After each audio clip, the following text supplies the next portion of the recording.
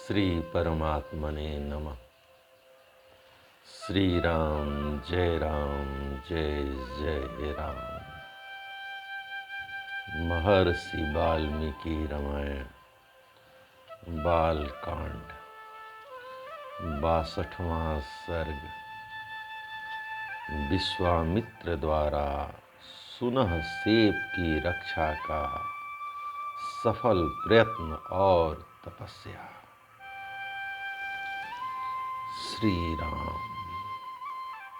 सतानंद जी बोले, हे नरश्रेष्ठ रघुनंदन, महायशस्वी राजा अम्बरीश पुनः सेब को साथ लेकर दोपहर के समय पुष्कर तीर्थ में आए और वहां विश्राम करने लगे। जब वे विश्राम करने लगे उस समय महायशस्वी सुनह सेब ज्येष्ठ पुष्कर में आकर ऋषियों के साथ तपस्या करते हुए अपने मामा विश्वामित्र से मिले। वह अत्यंत आतुर एवं दीन हो रहे थे।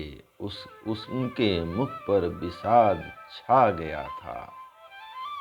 वे भूख प्यास और परिश्रम से दीन हो मुनि की गोद में गिर पड़े और इस प्रकार बोले, सौम्य मुनि पंगो, न मेरे माता हैं न पिता, फिर भाई बंधु कहाँ से हो सकते हैं। मैं असहाय हूँ, अतः आप ही धर्म के द्वारा मेरी रक्षा कीजिए। हे नरश्रेष्ठ, आप सबके रक्षक तथा अभिष्ट वस्तु की प्राप्ति कराने वाले हैं।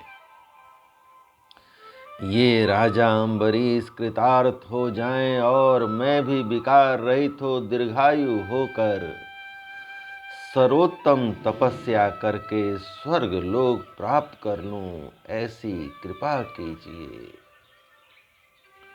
हे धर्मात्मन, आप अपने निर्मल चित्त से मुझ अनाथ के नाथ असहाय के रक्षक हो जाएं। जैसे पिता अपने पुत्र की रक्षा करता है, उसी प्रकार आप मुझे इस पाप मूलक विपत्ति से बचाइए।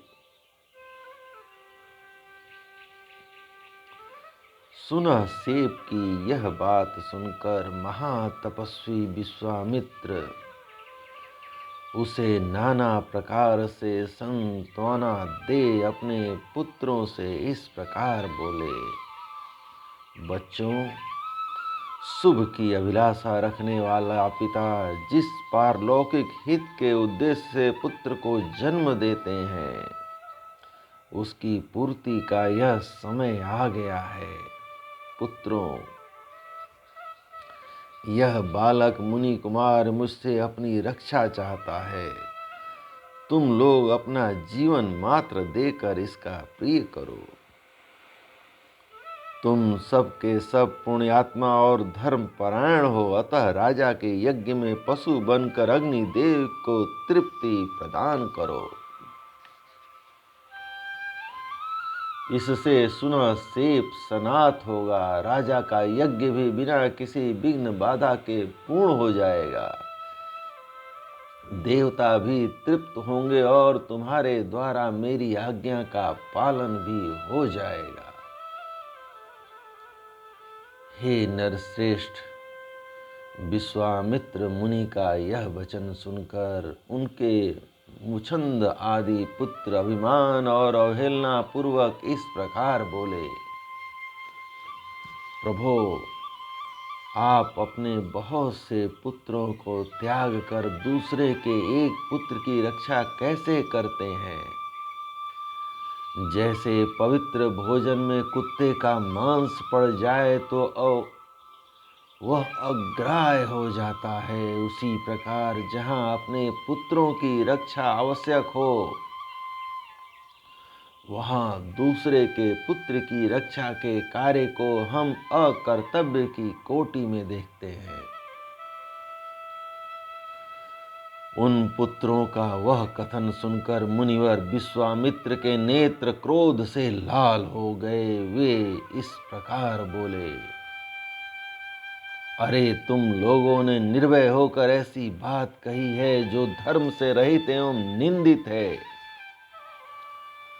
मेरी आज्ञा का उल्लंघन करके जो यह दारुण एवं रोमांचकारी बात तुमने मुंह से निकाली है, इस अपराध के कारण तुम सब लोग भी वशिष्ठ के पुत्रों की भांति कुत्ते का मांस खाने वाली मुष्टिक आदि जातियों में जन्म लेकर पूरे 1000 वर्षों तक इस पृथ्वी पर रहोगे।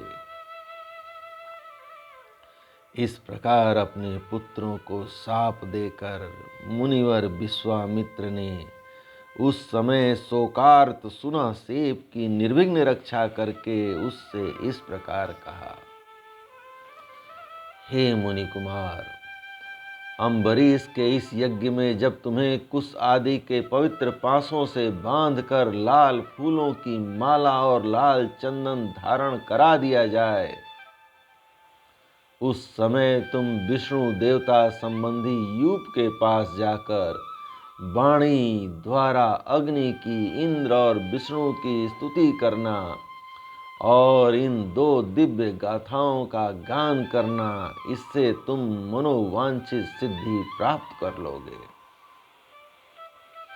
सुनहसेप ने एकाग्र चित्त होकर उन दोनों गाथाओं को ग्रहण किया और राज सिंह अम्बरीश के पास जाकर उनसे शीघ्रता पूर्वक कहा,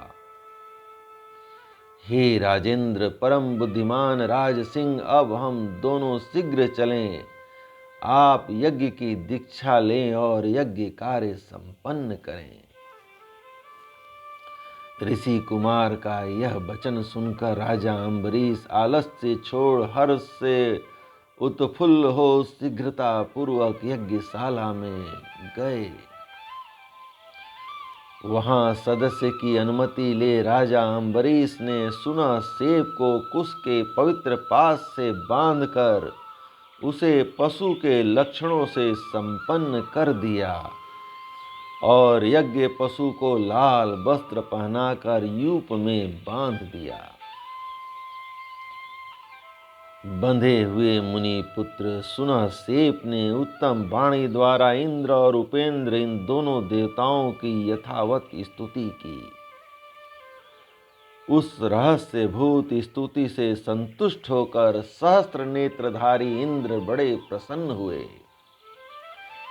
उस समय उन्होंने सुनहसेप को दीर्घायु प्रदान की।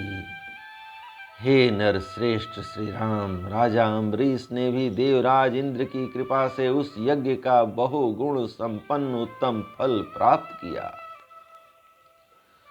हे पुरुष प्रवर, उसके बाद महातपस्वी धर्मात्मा विश्वामित्र ने भी पुष्कर तीर्थ में पुनः 1000 वर्षों तक तीव्र तपस्या की।